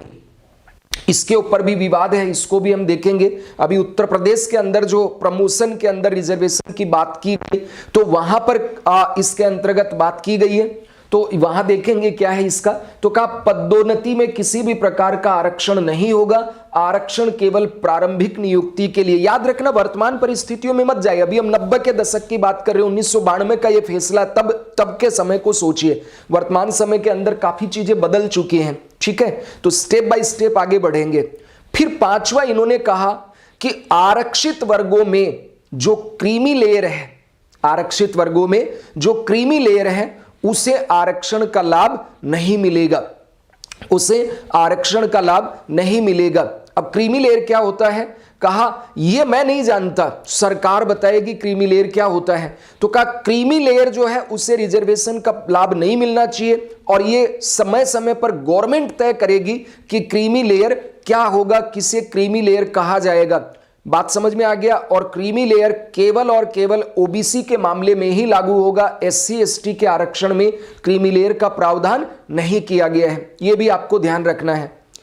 मंडलवाद क्योंकि ओबीसी को दिए गए रिजर्वेशन के लिए था, तो ये जितने प्रोविजंस इसमें आपने देखे, कहा ये ओबीसी के लिए लागू होंगे, इसीलिए जो ये आरक्षण यहां पे दिया गया है किसको, ईडब्ल्यूएस को। तो उस पे भी कहा कि ये विषम परिस्थितियों में आप इसका उल्लंघन कर सकते थे, यहां पर क्यों बढ़ाया, और वो भी ओबीसी के लिए कर सकते थे, ईडब्ल्यूएस वाला अवैधानिक है, ठीक है। पदोन्नति में आरक्षण के ऊपर भी चर्चा करेंगे, इसका न्यायिक पुनरावलोकन की भी बात करेंगे, और इस क्रीमी लेयर का मतलब क्या होता है। तो क्रीमी लेयर की संकल्पना वस्तुतः क्या है, जरा इसको ध्यान से समझिए। ये जो मंडलवाद केस था, यानी इंदिरा साहनी बनाम भारत संघ विवाद था, इसमें बच्चों हमारे देश में पहली बार क्रीमी लेयर की संकल्पना प्रतिपादित की गई। इसमें यह कहा कि ओबीसी के कुछ ऐसे वर्ग हैं जिनके मतलब आरक्षण दिया जा रहा है, लेकिन वास्तव में वो पिछड़े नहीं हैं, जाति में ओबीसी है, उनका जन्म ओबीसी में हो गया, माता पिता ओबीसी में थे, लेकिन वो उनकी जो स्थिति है सामाजिक दृष्टिकोण से, शैक्षणिक दृष्टिकोण से बहुत अच्छी है, आर्थिक दृष्टिकोण से भी अच्छी हो सकती है। और आप जानते हैं अगर आर्थिक दृष्टिकोण से पैसे वाला होगा तो अपने आप ही वो सामाजिक दृष्टिकोण से, शैक्षणिक दृष्टिकोण से भी अच्छा ही होगा। तो कहा कि ओबीसी वर्ग में यह सुनिश्चित किया जाना चाहिए, यह तय होना चाहिए, निर्धारित किया जाना चाहिए कि जो वास्तविक तौर पर पिछड़े हुए हैं उन्हीं को रिजर्वेशन का लाभ मिले। क्या कहा कि ओबीसी में जो आरक्षण दिया गया है वो उन्हीं को मिले जो ओबीसी में पिछड़े हुए हैं, जो वास्तव में वीकर है इकोनॉमिकली एंड सोशली, इकोनॉमिकली तो नहीं, सोशली एंड एडुकेशनली, सामाजिक और शैक्षणिक दृष्टिकोण से जो ओबीसी वर्ग पिछड़ा हुआ है उसको तो आरक्षण मिलना चाहिए। और अगर इस क्लास यानी इस ओबीसी वर्ग में कुछ ऐसे लोग हों जिनकी आर्थिक स्थिति के साथ साथ उनकी सामाजिक शैक्षणिक स्थिति बहुत अच्छी है, ठीक है, तो उनको आरक्षण नहीं मिलना चाहिए, क्योंकि आरक्षण तो उनको दिया जा रहा है ना जो गरीब हैं, तो ऐसे लोगों को आरक्षण क्यों दिया जाए। बात सबके एकदम क्लियर हुआ। इसी संदर्भ में कहा क्रीमी लेयर की अवधारणा अपना लो, ठीक है। तो कहा क्रीमी लेयर का मतलब क्या है, क्रीमी लेयर का मतलब किसको मानेंगे, तो एक बार इसको देखते हैं क्या होता है। इंदिरा साहनी बनाम भारत संघ विवाद में क्रीमी लेयर की संकल्पना प्रतिपादित की गई। इसमें कहा गया कि जो ओबीसी वर्ग है उसके लिए यह सुनिश्चित होना चाहिए कि जो वास्तविक तौर पर पिछड़े, देखो मैंने इसको अंडरलाइन कर रखा है यहां पे, ये थीम है, इसका मेन क्रक्स है, जो वास्तविक तौर पर पिछड़े हैं उन्हीं को आरक्षण मिलना चाहिए। अगर इस वर्ग में यानी ओबीसी में कुछ ऐसे लोग हैं जिनकी स्थिति अपेक्षाकृत अच्छी है, फिर मैंने अंडरलाइन किया है कि जिनकी स्थिति अपेक्षाकृत अच्छी है, किनसे, इनसे, यानी उनकी सामाजिक स्थिति अच्छी है, उनकी शैक्षणिक स्थिति अच्छी है, तो फिर उनको आरक्षण का लाभ नहीं दिया जाना चाहिए, फिर उनको आरक्षण की जरूरत नहीं है, ताकि जो पिछड़े लोग हैं उनको आरक्षण दे तो उनकी स्थिति बेहतर हो। और इसीलिए ओबीसी के अंदर, ओबीसी रिजर्वेशन के मामले में यह क्रीमी लेयर की संकल्पना लाई गई थी। कहा ये कौन है, क्रीमी लेयर का मतलब क्या, कहा कि देखो ये लोग ऐसे हैं जिनका जन्म तो ओबीसी में हुआ है, ठीक है, यानी ये जन्म जात तो ओबीसी के अंदर आते हैं, किंतु इनकी सामाजिक, शैक्षणिक तथा आर्थिक स्थिति बहुत अच्छी है और ये जनरल जैसे हैं, ठीक है, ये जनरल जैसे ही है, बस जाति से ओबीसी वर्ग के अंदर आते हैं, इसलिए इनको आरक्षण नहीं दिया जाना चाहिए। क्यों? अगर इनको आरक्षण का लाभ मिला तो जो रियल में गरीब हैं, जो रियल में पिछड़े हैं, उनको इसका लाभ कम मिलेगा और वो और पिछड़ जाएंगे, क्योंकि जो अमीर होगा, जो शैक्षणिक दृष्टिकोण से सक्षम होगा, जिसकी सामाजिक स्थिति अच्छी होगी, वो आरक्षण का लाभ भी उतना ही ज्यादा उठाएगा। गरीब, कई बार आप देखते हैं ना, जैसे एससी एसटी के लिए भी कहा जाता है कि एससी एसटी में जो अब अमीर हो चुके हैं, जिनकी स्थिति सुधर चुकी है, उनको रिजर्वेशन छोड़ दिया जाना चाहिए, नहीं तो ये आरक्षण चलता रहेगा, चलता रहेगा, चलता रहेगा। तो सुप्रीम कोर्ट ने उनके संदर्भ में कहा कि हां, अगर सरकार को लगे तो वो कर सकती है, लेकिन अभी उनमें क्रीम नहीं बनी है, मतलब अभी उनका स्तर उतना अच्छा नहीं हुआ है। कुछ लोग अगर क्रीम बन चुके हैं, कुछ लोग अमीर हो चुके हैं, सामाजिक शैक्षणिक दृष्टिकोण से अच्छे बन चुके हैं, तो इसका मतलब पूरी जो कम्युनिटी एससी एसटी, उसका रिजर्वेशन के अंदर क्रीमी लेयर नहीं लाना चाहिए, लेकिन अगर लगे तो सरकार ला सकती है। तो ध्यान से समझिए, क्रीमी लेयर की अवधारणा आई, ये ओबीसी के संदर्भ में है। कहा ओबीसी के ऐसे लोग हैं जिनको क्रीमी लेयर में लाया जाएगा, जो एक दृष्टिकोण से आते तो ओबीसी में हैं, परंतु इनकी सामाजिक शैक्षणिक दृष्टि या आर्थिक स्थिति बहुत अच्छी है, यानी जनरल जैसे हैं, अमीर हैं, पढ़े लिखे हैं, सामाजिक स्थिति स्टेटस बहुत अच्छा है, उनको आरक्षण का लाभ नहीं मिलना चाहिए, ताकि आरक्षण का लाभ वास्तविक तौर पर जो पिछड़े हुए हैं उन्हें मिल सके। ठीक है, जो गरीब है उन्हें मिल सके, जो कम पढ़े लिखे उनको मिल सके, जो सामाजिक तौर से पिछड़े उनको मिल सके, ऐसे ओबीसी को मिलेगी तो वो भी आगे बढ़ेंगे, तो वास्तव में इसका लाभ होगा। अब जो क्रीमी लेयर में आ रहे हैं और मान लो धोखे से ले रहे हैं, तो दिल पे नहीं लेना है कि गुरुजी क्या बोल रहे हो, तो छोड़ देना। बात समझ में आ रही है? एक ही तरीका है, आप छोड़िए ताकि आपका दूसरा कोई भाई है वो आगे बढ़ सके। हर को करना चाहिए, एससी वालों को भी, एसटी वालों को भी, ओबीसी वालों को भी। अगर गलती से आप ऐसा रिजर्वेशन का लाभ ले रहे हैं, ठीक है, आप उसका लाभ ले रहे हैं, तो फिर आपको क्या होना चाहिए? तो फिर आपको उसको त्याग देना चाहिए। क्रीमी लेयर के निर्धारण हेतु 1993 में पटना हाईकोर्ट के पूर्व न्यायाधीश रामनंदन की अध्यक्षता में रामनंदन समिति का गठन किया। यानी सरकार अब कैसे तय करेगी? तो पटना हाईकोर्ट के एक्स जस्टिस न्यायमूर्ति रामनंदन की अध्यक्षता में रामनंदन समिति का गठन किया। किस लिए? क्रीमी लेयर संकल्पना क्या है इसका निर्धारण करने के लिए। तो इस समिति ने कहा क्रीमी लेयर के लिए दो आधार होना चाहिए। यानी हम किसको क्रीमी लेयर मानेंगे? तो एक इन्होंने कहा आय के आधार पर और दूसरा इन्होंने कहा पद के आधार पर। ठीक है, 1992 की बात हो रही है। तो इन्होंने कहा दो आधार होना चाहिए क्रीमी लेयर का, एक तो व्यक्ति की परिवार की आय देख लो और दूसरा उसकी पोस्ट देख लो। तो कहा यदि परिवार की आय उस समय 1 लाख रुपए थी और यदि वो पद से कोई राजपत्रित गजेटेड अधिकारी है तो क्रीमी लेयर में आएगा, उसको रिजर्वेशन नहीं मिलना चाहिए। बात समझ में आ गया? तो अब जरा इसको देखिए, दो आधार इन्होंने दिए, आय तथा पद। आय में कहा यदि किसी परिवार की आय 1 लाख रुपए थी, वर्तमान में कितनी है? 8 लाख रुपए से ज्यादा, यानी 8 लाख तक है तो क्रीमी लेयर में नहीं है, 8 लाख से ज्यादा है तो क्रीमी लेयर में आते हैं। 23 अगस्त 2017 को इसे बढ़ा दिया गया। ठीक है, पहले 6.5 लाख थी, अब बढ़ा करके 8 लाख कर दिया गया। ठीक है, यानी ये 1 लाख से 2 लाख हुई, 2.5 लाख हुआ, 3 लाख हुआ, 3.5 लाख हुआ और बढ़ करके 6.5, और वर्तमान में कितना है? 8 लाख। तो आज आय के आधार पर क्रीमी लेयर कौन है? जिसकी वार्षिक आय 8 लाख रुपए से अधिक है। और कहा पद, तो कहा ऐसा व्यक्ति जो राजपत्रित अधिकारी है उसके बच्चे को आरक्षण नहीं दिया जाना चाहिए।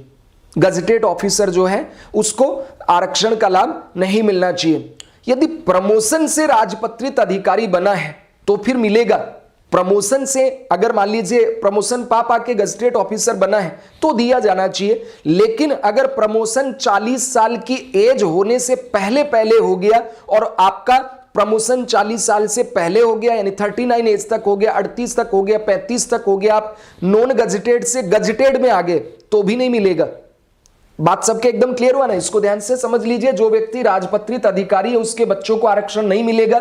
यदि प्रमोशन से राजपत्रित अधिकारी बना है तो मिलेगा, किंतु 40 वर्ष से पहले अगर आप राजपत्रित अधिकारी के तौर पर प्रमोट हो गए तो फिर नहीं मिलेगा। अब यहां सीधा सीधा कुछ मैं अधिकारी बता देता हूं, जैसे राष्ट्रपति हो गया, उपराष्ट्रपति हो गया, राज्यपाल हो गया, प्रधानमंत्री हो गया। ठीक है, इसी तरह आईएएस ऑफिसर, आईपीएस ऑफिसर हो गए, एसडीएम हो गए या डीवाईएसपी हो गए, प्रोफेसर्स हो गए, सीएजी हो गया, या बैंकों के अंदर जैसे आरबीआई के गवर्नर वगैरह हो गए, या जनरल रैंक के या इससे ऊपर के जो सेना के अंदर बड़े ऑफिसर हो गए, या जो भी डॉक्टर हो गए, या इस तरह के जितने लोग हैं, या बिजनेसमैन जो हैं, ठीक है, इसमें प्राइवेट क्षेत्र में काम करें या सरकारी क्षेत्र में काम करें, तो सरकारी में तो कह दिया राजपत्रित अधिकारी, प्राइवेट में राजपत्रित तो नहीं होगा लेकिन इनकम के आधार पर, तो ऐसे लोगों के बच्चों को आरक्षण नहीं दिया जाना चाहिए। और यहां पर मैं आपसे अपेक्षा करता हूं कि अगर आप सक्षम हैं तो हमें हमारे समाज के उन लोगों के लिए स्वतः ही आरक्षण को त्याग देना चाहिए। हमें इस पर विश्वास होना चाहिए कि मुझ में इतनी योग्यता, मैं ज्यादा पढ़ लूंगा, लेकिन वो व्यक्ति, वो बच्चा जो बेचारा बचपन से अच्छी स्कूल या अच्छी एडुकेशन नहीं ले पाया, वो आपसे कहां मुकाबला करेगा। तो एससी एसटी के लिए भी अपेक्षा है कि अगर आपके माता पिता समृद्ध हैं, आप अच्छी कॉन्वेंट स्कूल में पढ़े हैं, ठीक है, तो आपको खुद ही आरक्षण छोड़ देना चाहिए, क्योंकि गवर्नमेंट अगर आपका आरक्षण छीनती है तो इससे उनका नुकसान होगा जिनको रिजर्वेशन की नीड है। आपका तो नुकसान होगा ही, लेकिन इसके चक्कर में वो लोग मारे जाएंगे जिनको जरूरत है वास्तव में। तो आपको छोड़ देना चाहिए खुद ही। बात समझ रहे हैं? अगर आपको लगता है, आत्मा कहती है ऑल इज वेल, ये कह रहा है कि यार छोड़ दे, मैं मेरे पारिवारिक रूप से अच्छा हूं, कॉन्वेंट स्कूल में पढ़ा हूं, ठीक है, और आर्थिक स्थिति बहुत अच्छी है, सामाजिक दृष्टिकोण से मेरा स्टैंडर्ड बहुत अच्छा है, तो फिर छोड़ देना चाहिए। आपके ही समाज का वो व्यक्ति आगे बढ़े जिसको वास्तव में इसकी जरूरत है, ठीक है। इसी संदर्भ के अंदर ये ऐसा कहा गया है।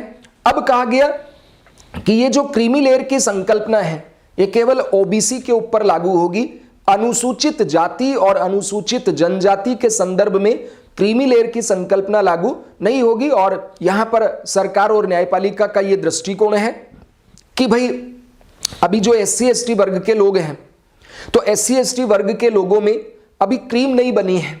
क्रीम बनने का मतलब अभी उतनी समृद्धता नहीं आई है, सामाजिक उत्थान उतना नहीं हुआ है, शैक्षणिक उत्थान अभी उतना नहीं हुआ है, टाइम लगेगा। और समाज के इन वर्गों के कुछ लोगों, कुछ मुट्ठी भर लोगों के द्वारा अगर बड़े ऑफिसर बन गए, बड़े पद पे पहुंच गए, तो हमें ऐसा लगता है जैसे मीणा कम्युनिटी, तो मीणा कम्युनिटी हर जगह आपको मीणा मीणा शब्द दिखता है, चूंकि इनकी कम्युनिटी में केवल मीणा शब्द ही लगाते हैं सरनेम, तो सबको दिखता है यार मीणा मीणा इतने आगे क्यों हैं। लेकिन मीणा लोगों में आप देखिए बहुत सारे ऐसे मीणा भी हैं जो 2 वक्त की शायद रोटी भी नहीं खाते हैं, या उनको उनकी आर्थिक स्थिति आप देखिए आज भी बहुत बुरी अवस्था में रहते हैं, ठीक है। लेकिन चूंकि आप देखेंगे बहुत से आईपीएस मीणा है, बहुत से आईएएस ऑफिसर मीणा है, बड़े बड़े बैंकों के अंदर बड़ी पोस्ट के ऊपर मीणा है, लेकिन सारे मीणा नहीं है। हाँ, ये बात और है कि उनकी तुलना में भील, गरासिया, बाकी लोग हैं वो पिछड़े हुए हैं।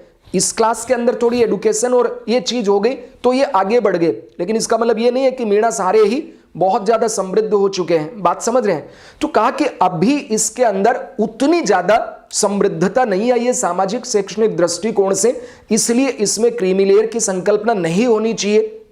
अपेक्षा यह की गई कि अगर किसी एससी एसटी वर्ग के लोग को यह लग रहा है कि अब मुझे रिजर्वेशन की जरूरत नहीं है तो स्वेच्छा से छोड़ दे। अब यहां पर 2018 के अंदर एक केस आया सुप्रीम कोर्ट के अंदर, जरनेल सिंह बनाम लक्ष्मी नारायण गुप्ता, ठीक है। तो इस जरनेल सिंह बनाम लक्ष्मी नारायण गुप्ता विवाद के अंदर माननीय सुप्रीम कोर्ट ने निर्णय दिया कि यह जो क्रीमी लेयर की अवधारणा है यद्यपि वर्तमान में ओबीसी के ऊपर ही है, किंतु यदि सरकार चाहे तो एससी एसटी के ऊपर भी इसको लागू कर सकती है। हम नहीं करेंगे, केवल सरकार ऐसा कर सकती है। बात सबके एकदम क्लियर हो गया। अब यहां पर यह है गवर्नमेंट क्यों करेगी? अगर गवर्नमेंट ने क्रीमी लेयर की बात हो गई तो वोट बैंक खिसक जाएगा। आप जानते हैं कि हमारे देश के अंदर आरक्षण के ऊपर बात करना भी बहुत बड़ा खतरा होता है, ठीक है। अगर कोई यह भी कह देना, जैसे माननीय मोहन भागवत जी जो संघ के सर कार्यवाही जी हैं, उन्होंने एक बार ऐसे कह दिया कि आरक्षण का रिव्यू होना चाहिए। मैं भी कह रहा हूं पब्लिक चैनल के ऊपर, यस, ये टाइम आ चुका है कि आरक्षण का रिव्यू होना चाहिए, स्वस्थ तरीके से होना चाहिए। दिक्कत क्या है? हम आरक्षण को खत्म नहीं कर रहे हैं, मैं भी इसके पक्ष में नहीं हूं, कभी खत्म नहीं होना चाहिए। आपने तो यार मेरा निष्कर्ष ले लिया, ठीक है, जो मैं बाद में बताने वाला था। आरक्षण खत्म नहीं होना चाहिए, मेरा तो यह मानना है कि अगर आरक्षण के अलावा भी कुछ और जरूरत हो और जिसके कारण एससी एसटी वर्ग का उत्थान हो जाए, सामाजिक दृष्टिकोण से, शैक्षणिक दृष्टिकोण से उनका उत्थान हो जाए, तो वो सब भी दीजिए। कौशल विकास कीजिए, ठीक है, आर्थिक दृष्टिकोण से उनको फाइनेंस प्रोवाइड कराइए, उनको स्टार्टअप चलवाइए, ऐसा कीजिए, ठीक है। तो आरक्षण का युक्तियुक्त एक रीजनेबल तार्किक दृष्टिकोण से इसका क्या होना चाहिए बच्चों, समीक्षा होनी चाहिए। सारे जितने भी एससी एसटी वर्ग के जो हितधारक हैं, आयोग हैं और इनके जो नेता हैं, वो मिल बैठ करके तय करें कि हमारे समाज के अंदर क्रीमी लेयर होना चाहिए या नहीं होना चाहिए, और फिर सरकार जो है वो देखिए खुल के सामने आएगी। अभी सरकार को, मोदी कितने शक्तिशाली प्रधानमंत्री है, पूर्ण बहुमत वाली प्रधानमंत्री है। राजीव गांधी के बाद अब कोई ऐसा प्रधानमंत्री आया जिसको पूर्ण बहुमत है, लेकिन वो भी इसके मुद्दे के ऊपर चुप हो जाते, कुछ नहीं बोलते। बात समझ रहे? क्यों? वोट बैंक, एससी एसटी का वोट नहीं मिलेगा, नाराज हो जाएंगे, और बिहार के अंदर आपको सबक मिल गया है। तो ऐसे में क्या होना चाहिए कि इसकी समीक्षा होनी चाहिए, और स्वयं एक जो ये जिनको भी लाभ मिलता है इसका, वो खुद ही छोड़ दे अगर उनको रिजर्वेशन मिल चुका है। बात समझ रहे हैं? तो किन के लिए छोड़े? दूसरी जाति की बात नहीं कर रहा हूं मैं कह रहा हूं आपकी ही जाति के वे व्यक्ति जो आपके भाई हैं, अगर उनको आरक्षण नहीं मिला और आप आरक्षण ले चुके हैं, आपका परिवार समृद्ध हो चुका है, आप बहुत अच्छी स्थिति में हैं, आपका सामाजिक शैक्षणिक दृष्टिकोण भी अच्छा हो गया और आर्थिक दृष्टिकोण से भी अच्छे हैं, तो फिर उस गरीब व्यक्ति के लिए आपको आरक्षण छोड़ देना चाहिए जो आपकी जाति या आपकी कम्युनिटी का आता है। यह मेरा मानना है। बात समझ गए? ठीक है। तो यहां पर दिल पे नहीं लेना कि गुरुजी आप क्या कह रहे हैं, आपको अच्छा लगे तो छोड़िए, वरना आपका कॉन्स्टिट्यूशनल राइट है, आपसे छीन नहीं सकता हूं मैं ये। आप चाहें तो ऐसा करें, वरना आपसे छीना नहीं जा सकता, ये संवैधानिक अधिकार है। बात सबके आ गया क्लियर एकदम? तो कहा कि ये जो क्रीमी लेयर है एससी एसटी के मामले में लागू की जा सकती है, किंतु ऐसा सरकार ही कर सकती है, कोर्ट नहीं करेगा। और सरकार ऐसा करने से पहले संसद के अंदर व्यापक इस पे बातचीत करे, सारे वर्गों से, सारे जो लोग हैं उनसे बात करे, जनता क्या चाहती है, देश क्या चाहता है, उसके बाद में ऐसा करे, ताकि तोड़फोड़ जैसी जो चीजें हो जाती है, आंदोलन होते हैं, वो ना हो। ठीक है। अब ये क्रीमी लेयर शब्द है सबसे पहले 1971 में सत्यनाथन आयोग ने पहली बार दिया था। ठीक है। और अगर किसी जस्टिस की बात करें तो न्यायमूर्ति वी.आर. कृष्णन अय्यर ने सबसे पहले क्रीमी लेयर शब्द दिया था। जज कौन है जिन्होंने यह शब्द दिया? वी.आर. कृष्णन अय्यर। और सबसे पहले किसने दिया? तो 1971 में यह शब्द सत्यनाथन आयोग ने दिया। और वर्तमान में जो क्रीमी लेयर शब्द है, ये जो क्रीमी लेयर शब्द है वर्तमान के अंदर आप जिसको देखते हैं, ये जो क्रीमी लेयर शब्द है, तो ये किसने दिया था? तो जस्टिस रामनंदन समिति ने इसको, ये 1993 के अंदर जो पटना हाईकोर्ट के पूर्व जस्टिस थे, उन्होंने ये संकल्पना दी है, जो वास्तव में हमारे देश के अंदर प्रचलित है। तो ये आपको ध्यान होना चाहिए। ठीक है। तो यहां तक आपके एकदम चीजें क्लियर हो गई। अब फिर से एक बार समझो बच्चों, हमारे देश के अंदर जब ये जो बीपी मंडल वाद था या साहनीवाद था, इसके बाद में जब 1992 में कोर्ट ने यह कहा कि आप आरक्षण किस आधार पर दे सकते हैं, तो कहा 16 अनुच्छेद के अंतर्गत सामाजिक और शैक्षणिक पिछड़ेपन के आधार पर देते हैं। तो कहा अगर सामाजिक और शैक्षणिक पिछड़ेपन के आधार पर आरक्षण दे रहे हैं तो ठीक है, वरना नहीं दे सकते। पहली बात। दूसरा का अधिकतम आरक्षण 50% तक दे सकते हैं, इससे ज्यादा नहीं। तीसरा आपने कहा इसका न्यायिक पुनरावलोकन हो सकता है। चौथा कहा ओबीसी के मामले में क्रीमी लेयर की संकल्पना लाई जाएगी, जुडिशियल रिव्यू किया जाएगा। तो अब इसी के संदर्भ में कुछ भविष्य की चुनौतियां हो गई, यानी 90 के दशक के बाद में कुछ चुनौतियां आने लगी। तो उसमें सबसे बड़ी चुनौती आई तमिलनाडु आरक्षण में। तमिलनाडु में आरक्षण स्वतंत्रता प्राप्ति के पहले से ही चल रहा है, और वहां की परिस्थितियां ऐसी हैं कि वहां कई तरह के समुदाय हैं, एससी एसटी वर्ग के लोग और बाकी जितने जो लोग हैं, तो उनको राजशाही के समय में ही, यानी हमारे देश के अंदर जब ब्रिटिश प्रांत थे उस समय से ही रिजर्वेशन दिया गया था उनकी स्थिति को सुधार करने के लिए। स्वतंत्रता प्राप्ति के बाद भी ये रिजर्वेशन चलता रहा। तो तमिलनाडु में जो एससी एसटी ओबीसी को रिजर्वेशन दिया गया वो सारा मिलाकर के कितना है? 69% है, जो कि 50% से 19% ज्यादा है, बहुत ज्यादा है। सुप्रीम कोर्ट ने कहा 50% से ज्यादा हो ही नहीं सकता और यहां पे 69 हो गया, यानी जो मैक्सिमम या अपर लिमिट थी उससे 19% ज्यादा, यानी उसको क्रॉस कर गया। तो इंदिरा साहनी बनाम भारत संघवाद 1992 का जो फैसला आया, जिसमें माननीय सुप्रीम कोर्ट ने कहा कि किसी भी सूरत में आप 50% से ज्यादा रिजर्वेशन नहीं कर सकते, यहां तो है। अब इसको अगर खत्म कर देंगे तो तमिलनाडु जलेगा। अगर तमिलनाडु के अंदर ये चेंज कर देंगे तो तमिलनाडु के अंदर क्या हो जाता, बहुत आंदोलन होता, सार्वजनिक संपत्ति को नुकसान पहुंचाते, जानमाल की हानि होती। इसलिए इसको बनाए रखने के लिए भारत सरकार ने 1995 में, यानी जो ये साहनी वाद था, इसका फैसला इस पर प्रभावी ना हो, इसको बनाए रखने के लिए भारत सरकार के द्वारा 1995 में 1995 में 76वां संविधान संशोधन किया गया, 76वां संविधान संशोधन किया गया। और आपको ध्यान होगा कि माननीय सुप्रीम कोर्ट ने इंदिरा साहनी बनाम में यह फैसला दिया था कि मैक्सिमम लिमिट 50% होगी, किंतु विषम परिस्थितियों में अपवाद स्वरूप आप 50% से ज्यादा भी कर सकते हैं।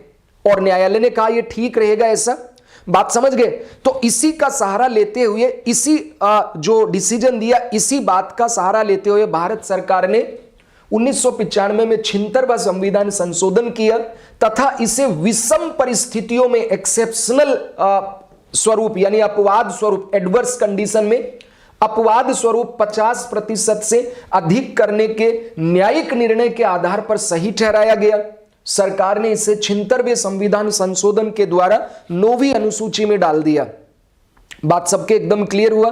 और आप जानते हैं 9th शेड्यूल मैंने आपको पढ़ाया कि अगर किसी कानून को 9वीं अनुसूची में डाल दिया जाता है तो फिर उसका जुडिशियल रिव्यू भी मतलब जुडिशियल रिव्यू तो हो सकता है, लेकिन न्यायालय उसको सामान्यतः छेड़ता नहीं है। बात समझ रहे हैं। और अगर वो 1973 के पहले का है तब तो बच्चों उसको जुडिशियल रिव्यू भी नहीं किया जा सकता है। बात सबके क्लियर हुआ। इसका मतलब यह है कि इस फैसले का, इस आरक्षण का जुडिशियल रिव्यू हो सकता है। बात समझ रहे हैं, जुडिशियल रिव्यू हो सकता है क्योंकि ये 1973 के बाद डाला गया है। ठीक है, तो अब इसमें ध्यान से समझना, तमिलनाडु आरक्षण की सीमा 50% से अधिक है। तमिलनाडु में SC ST OBC को दिया गया आरक्षण सारा मिलाकर के 69 है, जो कि 50% की अधिकतम सीमा से बहुत ज्यादा है। इंदिरा साहनी विवाद के फैसले से इसके समक्ष संकट हो गया था। कौन से फैसले से? कि 50% से ज्यादा नहीं हो सकती, और इसी में इसको एक संजीवनी मिल गई थी कि अपवाद स्वरूप कर सकते हैं। अतः इसे बनाए रखने के लिए भारत सरकार ने 1995 में 76वां संविधान संशोधन किया। ठीक है, 76th कॉन्स्टिट्यूशनल अमेंडमेंट किया। किस बात को ध्यान में रखकर कि विषम परिस्थितियों में अपवाद स्वरूप आप 50% से अधिक कर सकते, इस न्यायिक निर्णय के आधार पर इसको सही ठहराया। सरकार ने इसे 76वें संविधान संशोधन द्वारा 9th शेड्यूल 9वीं अनुसूची में शामिल कर दिया, ताकि इंदिरा साहनी वाद का जो प्रभाव है 50% से ज्यादा को रिजेक्ट कर दिया जाएगा, वो प्रभाव तमिलनाडु में आरक्षण के मामले को, तमिलनाडु में जो ज्यादा आरक्षण दिया गया इसको समाप्त ना कर सके। बोलो समझ में आया क्या? एकदम क्लियर। ठीक है, अब यहां पर एक और केस आता है, मराठा वाला आंदोलन। ठीक है, महाराष्ट्र के अंदर जो मराठा आंदोलन अभी चल रहा है। ठीक है, तो महाराष्ट्र के अंदर जो मराठा रिजर्वेशन की चर्चा चल रही है, तो महाराष्ट्र में न्यायमूर्ति NG गायकवाड़ आयोग गठित किया गया। और ये जो NG गायकवाड़ आयोग था, इसने मराठाओं की आर्थिक सामाजिक स्थिति का अध्ययन करके ये बताया कि भाई मराठों को आरक्षण दिया जाना चाहिए। बात समझ में आ गया? तो मराठों को आरक्षण दिया जाना चाहिए। जब NG गायकवाड़ आयोग ने कहा तो उनको आरक्षण दे दिया गया, जिससे महाराष्ट्र के अंदर आरक्षण 50% से बढ़कर हो गया 68%, यानी 50% की सीमा क्रॉस कर गया। अब इसको एक वहां के डॉक्टर थे, डॉक्टर जयश्री लक्ष्मण राव पाटिल, लक्ष्मी राव पाटिल भी कहीं लिखा हुआ मिलता है, इनका पूरा नाम है डॉक्टर जयश्री लक्ष्मण राव पाटिल बनाम मुख्यमंत्री महाराष्ट्र 2021 का ये केस है। इसमें वहां महाराष्ट्र में बॉम्बे हाईकोर्ट के अंदर चुनौती दी गई। बॉम्बे हाईकोर्ट ने इसको कहा कि ठीक है, ये आरक्षण दिया जा सकता है, यानी उन्होंने इसको सही ठहरा दिया। इसके बाद में इन्होंने सुप्रीम कोर्ट के अंदर ये विवाद गया 2021 के अंदर, सेम विवाद गया, जयश्री लक्ष्मण राव पाटिल बनाम मुख्यमंत्री महाराष्ट्र 2021। इस मामले में महाराष्ट्र उच्च न्यायालय के जो फैसला था उसको चुनौती दी गई। तो सुप्रीम कोर्ट ने, जो हाई कोर्ट है, उसने 5 मई 2021 को इस फैसले को पलट दिया, यानी हाई कोर्ट के फैसले को असंवैधानिक कहा और ये जो मराठा रिजर्वेशन दिया गया उसको अनकॉन्स्टिट्यूशनल कर दिया। क्यों? वस्तुतः जो तमिलनाडु का जो अपवाद था उसमें सरकार ने और राज्य सरकार ने जो दलीलें दी उससे कोर्ट सेटिस्फाई हुआ कि ठीक है, आप इस तरह से ये जो दे रहे हैं, परंपरा रही है, बाकी जो कम्युनिटी है उनको भी आपने दिया। लेकिन यहां पर जो दलीलें दी गई, तो एक तरफ था उद्धव ठाकरे सरकार और दूसरी तरफ केंद्र सरकार। उद्धव ठाकरे सरकार भी दलीलें अच्छी नहीं दे पाई और केंद्र सरकार भी दलीलें अच्छी नहीं दे पाई, और इसके कारण वो ये साबित नहीं कर पाए कि मराठे जो हैं वो सामाजिक, शैक्षणिक या आर्थिक दृष्टिकोण से पिछड़े हुए हैं। यानी उन्होंने ये नहीं साबित कर सके कि भाई ये जो मराठे हैं, ये मराठे सामाजिक दृष्टिकोण से या शैक्षणिक दृष्टिकोण से पिछड़े हुए हैं, क्योंकि मराठा आप जानते हैं महाराष्ट्र के अंदर उनका कोर्ट का ये मानना था कि ना तो ये सामाजिक दृष्टिकोण से पिछड़े, ना शैक्षणिक दृष्टिकोण से पिछड़े और आर्थिक दृष्टिकोण से भी मराठा पिछड़े हुए नहीं है। कुछ मराठा हो सकते हैं लेकिन बाकी मराठा समृद्ध है, और इसलिए इसको न्यायपालिका ने क्या किया, असंवैधानिक घोषित कर दिया। और इस तरीके से मराठा जो रिजर्वेशन था बच्चों वो रिजेक्ट हो गया, यानी अनकॉन्स्टिट्यूशनल कर दिया गया।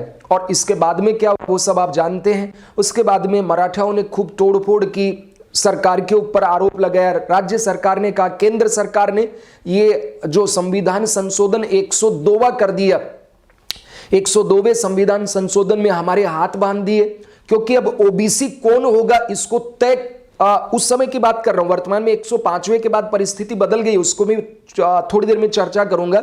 तो कहा कि 102वें संविधान संशोधन के बाद में किसी राज्य के अंदर कौन ओबीसी में होगा, पहले तो यह तय करती थी वहां की राज्य सरकार, अब कौन तय करता है, राष्ट्रपति यानी केंद्र सरकार। और किसकी सलाह पर, राज्यपाल की सलाह पर। बात सबके क्लियर हुआ। तो कहा कि उनको दलील सॉलिड देनी चाहिए थी माननीय सुप्रीम कोर्ट में कि भाई मराठे भी पिछड़े हैं, मराठों की आर्थिक स्थिति बहुत खराब है, लेकिन वो नहीं कर पाए और ऐसे में सुप्रीम कोर्ट ने इसको असंवैधानिक घोषित कर दिया। तो एक बार ध्यान से समझ लेना, यानी 50% से ज्यादा आरक्षण हो सकता है या नहीं, इसी को लेकर के ये रिजेक्ट हुआ है। तो महाराष्ट्र में एनजी गायकवाड़ आयोग की सिफारिश पर मराठों को आरक्षण दिया गया, जिसमें वहां कुल आरक्षण 50% से ज्यादा हो गया, यानी 68% हो गया।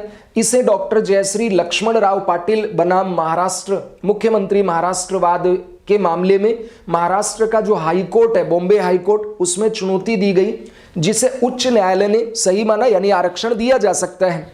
किंतु वापस से इसी केस के अंदर सुप्रीम कोर्ट में इसे 5 मई 2021 को असंवैधानिक घोषित कर दिया। कहा क्या कि भाई आप जो वहां पे 50% से ज्यादा करने वाले थे, वो ये था कि भाई अपवाद स्वरूप कर सकते हैं, लेकिन यहां जो आपकी दलीलें हैं वो उतनी अच्छी सॉलिड दलीलें नहीं थी। आप ये नहीं साबित कर पाए कि मराठे सामाजिक शैक्षणिक दृष्टि से पिछड़े हुए हैं, इसलिए इसको रिजेक्ट कर दिया। तो मेरे प्रिय छात्रों, आशा करता हूं कि अनुच्छेद 16(3) आपको एकदम से क्लियर हो गया होगा। मैं एक बार रिपीट कर देता हूं, अनुच्छेद 16(1) जो है, अनुच्छेद 16(1) के अंदर कहा कि राज्य सार्वजनिक नियुक्ति या सार्वजनिक रोजगार या लोक नियोजन में भेदभाव नहीं करेगा। अनुच्छेद यानी सबके साथ समान व्यवहार करेगा। अनुच्छेद 16(2) में कहा कि राज्य जाति, धर्म, लिंग, जन्म स्थान भेदभाव, जन्म स्थान या उसका उद्भव, इन सब 7 आधारों पर सार्वजनिक नियोजन में, सार्वजनिक नौकरियों में भेदभाव नहीं करेगा। ठीक है, अब इसका अपवाद था जिसको हमने पढ़ा, अनुच्छेद 16(3). अनुच्छेद 16(3) जो है उसके अंतर्गत यह कहा कि राज्य अगर जो वहां के लोग हैं, ठीक है, तो राज्य वहां के लोगों के लिए 16(3) के अंदर कहा कि रोजगार में जो स्थानीय लोग हैं, अगर उन लोगों के लिए कोई विशेष प्रावधान करना चाहता है तो कर सकता है, और इसे 16(1) और 2 का उल्लंघन नहीं माना जाएगा। मैंने आपको एग्जाम्पल दिया कर्नाटक हैदराबाद रीजन के लिए, लेकिन कहा यह सब कानून केवल संसद बनाएगी, राज्य विधानसभा नहीं बनाएगी। दूसरा मैंने कहा 16(4) जिसके आधार पर नौकरियों में आरक्षण दिया जाता है, ठीक है। तो 16(4) के अंतर्गत यह कहा गया कि राज्य यदि सामाजिक शैक्षणिक दृष्टि से पिछड़े हुए लोगों के लिए आरक्षण सरकारी नौकरियों में देना चाहता है तो दे सकता है, उसको अनुच्छेद 16(1) और 2 का उल्लंघन नहीं माना जाएगा। इसी के आधार पर ओबीसी को आरक्षण मिला है। बोलो समझ में आ गया सभी के। उसके बाद में इससे कुछ और चुनौतियां उत्पन्न हुई और कुछ और ऐसे केसेस हैं जिनको हमने डिस्कस किया। अब हम आगे बढ़ते हैं। अभी आरक्षण खत्म नहीं हुआ है, अभी तो ये चिंगारी लगी है ऐसा मान लो।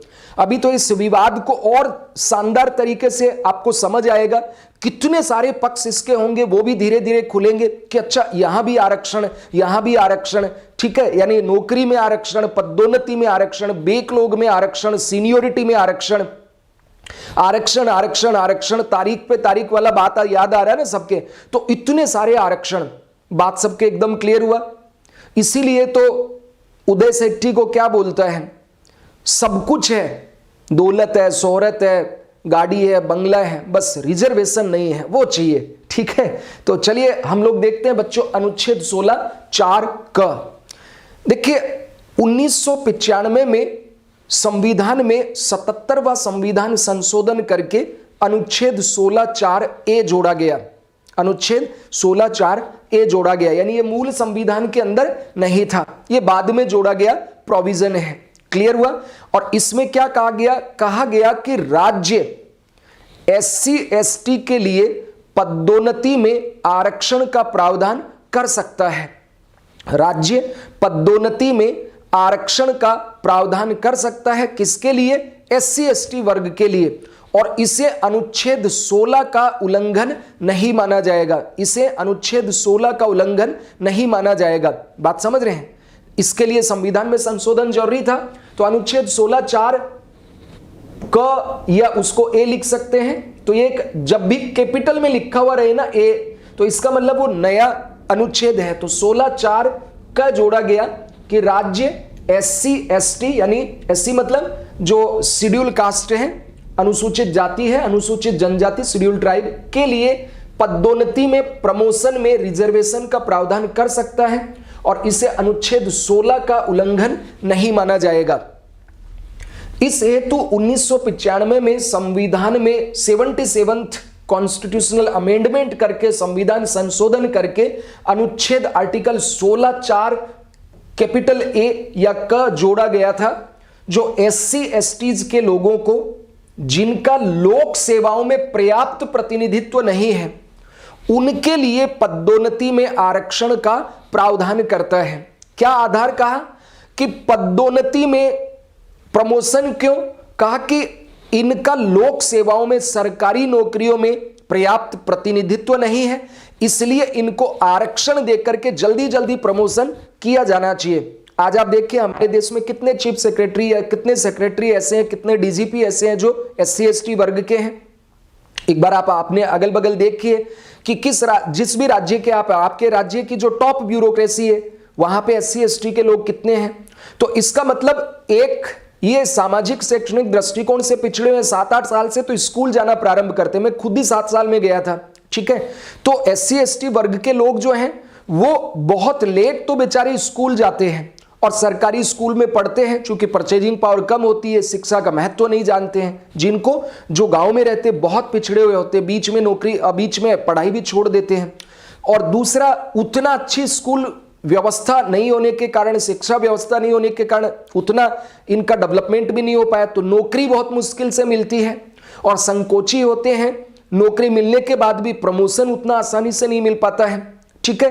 तो कहा प्रमोशन में भी आरक्षण होना चाहिए, तो इसके लिए 16(4)(a) जोड़ा गया। सबके इतना क्लियर हुआ। और इसका आधार दिया गया लोक सेवाओं में पर्याप्त प्रतिनिधित्व नहीं होने के कारण पदोन्नति में आरक्षण का प्रावधान दिया गया है। बात सबके क्लियर हुआ।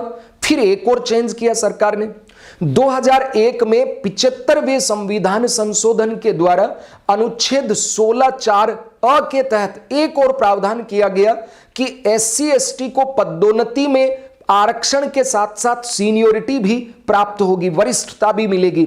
बात सबके एकदम क्लियर हुआ। इसको जरा आप ऐसे समझो बच्चों, जैसे मान लीजिए ये एक IAS ऑफिसर